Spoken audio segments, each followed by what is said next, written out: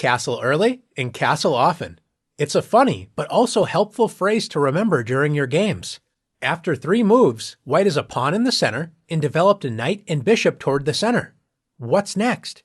It's never too early to make sure your king is safe, so a great move for white is to castle.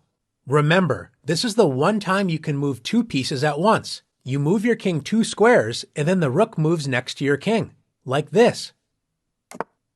Think of castling as building a house for your king. The king finds shelter behind 3 loyal pawns. So it isn't easy for your opponent to tear down your defenses. The other great thing about castling is it answers a question you might be wondering. How do I bring my rooks into the game? Castling allows your rook to move toward the center, where it can enter the action. If you were black in this position, what would your plan be? Castle early and castle often. How can black prepare castling? That's right. Let's move our knight into the action and control the center with knight f6. Preparing to castle and threatening white's pawn on e4. After white protects the e4 pawn with a move such as d3, the house has been built for black's king. Let's move it in with castling. Both sides have safe kings thanks to castling, and each of the rooks used for castling are excited to enter the game in the center. Is castling really that important? Since our opening strategy should be to control the center, actively develop our pieces to help support the center, and castle our king to safety, we definitely do not want our king to sit in the center of the board where most of the action usually takes place.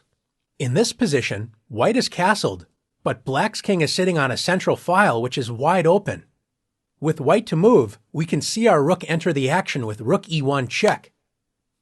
Rooks love open files, especially files leading to the enemy king. Notice black's king cannot escape the center, as white's bishop controls its escape square. Black could block the check with the bishop, but white would simply capture that bishop, and once again black's king would be in check. Black's only other move is queen e7, blocking the check, but now black's queen is in danger. Since white has 2 attackers, the bishop and rook, and black only has 1 defender of the queen, the king, white can play rook takes e7 check, winning black's queen and checking black's king. Notice black's king cannot capture the rook, as then black's king would be in check.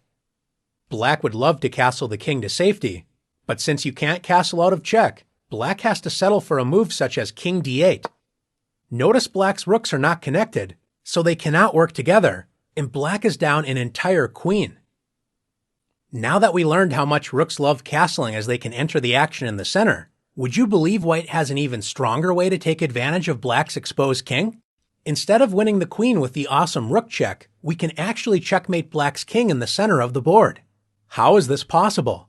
Our path to victory begins with delivering a check with our most powerful piece, queen to e2 check.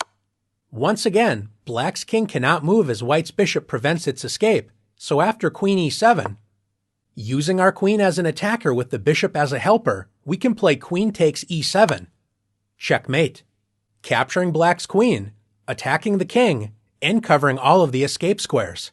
The bishop is the helper piece because it protects white's queen, meaning that black cannot capture the queen, so the game is over. Let's look at one last example together. Sometimes we do our best to castle early, and it just doesn't work out as planned. Don't worry, it happens to all of us. The most important thing is not to dwell on the past, but focus on what you can do now and build a better future. White is down a pawn, and black is threatening to capture our rook on h1. To make matters worse, our king is still in the center, and black's rook that was used for castling is lined up with our king. Not a good sign. What is white to do? How can we move our king to safety and protect our rook on h1 at the same time? That's right, we can castle queenside. Our king has escaped the dangers of the center, and now the rooks are connected, protecting each other on the first rank. White's position isn't perfect, but it's a lot better now that we've castled.